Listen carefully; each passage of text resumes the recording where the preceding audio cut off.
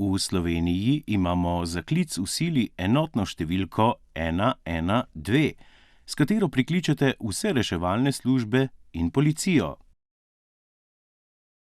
Zavrtimo jo v primerih, ko se počutimo ogrožene, ko so v nevarnosti drugi ljudje, živali ali narava. Slovenija je ena prvih držav v Evropski uniji, ki je uvedla tudi besedilni klic na pomoč, namenjen predvsem gluhim in naglušnim. V letu 2015 so na Centru za zaščito in reševanje prejeli skoraj 500 000 klicev na pomoč, od tega 2249 SMS-ov. Številka z SMS-i počasi narašča.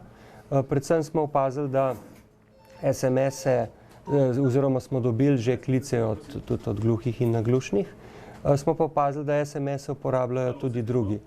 Predvsem je smiselno SMS uporabiti v primeru, ko je signal mobilnega operaterja slab, to je nekje v hribih, in imate težave pri običajnem klicu na številko 112.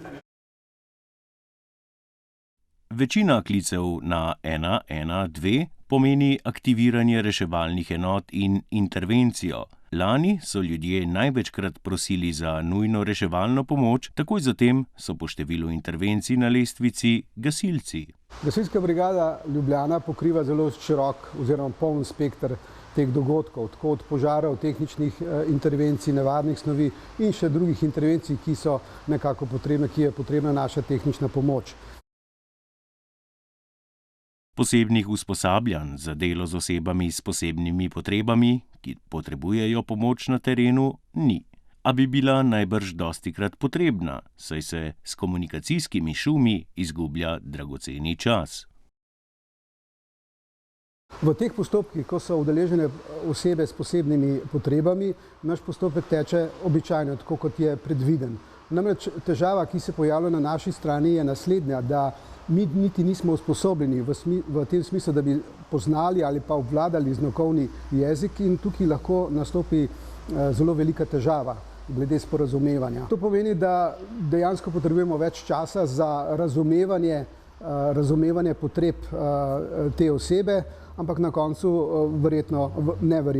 absolutno speljemo intervencijo tako, kot mora biti. V tej dolgoletni karieri, ko upravljam delo poklicnega gasilca in sem zaposlen v Gasilski brigadi Ljubljana, sem imel primer, ko sem kontaktiral oziroma poskušal kontaktirati z gluho osebo. Namreč ta oseba mi je poskušala razložiti, da je v objektu, ki je gorel, se pravi v stanovanju, ki je gorel, da je tudi njegova maček.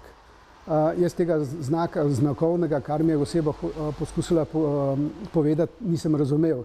Tako da po nekem času je k meni pristopila oseba, ki je to znakovno obvladala, in mi pač povedala, da je v stanovanju, ki je gorelo, še vedno njegov maček in da prosi, če ga lahko rešimo. Jasno, tudi mucka smo rešili, tako da ni bilo noben problem. Ampak šel je spet, tako kot pravim, šel je čas po nepotrebnem. Tehnologija bo v prihodnosti omogočila videoklice, ki bodo gluhim in naglušnim v stiski še olajšali klic na pomoč. Prav tako bo razvoj aplikacij za pametne telefone izboljšal izkušnjo tako osebam, ki potrebujejo pomoč, kot tudi reševalcem. Številka 112 namreč ni zgolj številka, pač pa so to ljudje.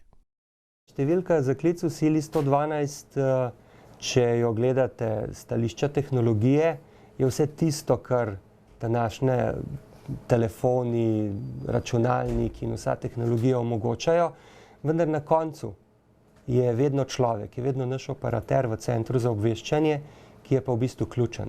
Ker nobena tehnologija, nobeni računalniki, nobeni telefoni ne morejo tega človeka nadomestiti. In te ljudje so ključni zato, ker se morajo v primeru vsakega klica odločati, kako bodo ljudem pomagali, kako jim bodo pomagali na čim hitrejši in čim bolj pravilen način. Če boste kdajkoli potrebovali pomoč na številki 112, se ob klicu ali SMS-u predstavite, povejte svojo lokacijo in kakšno pomoč potrebujete.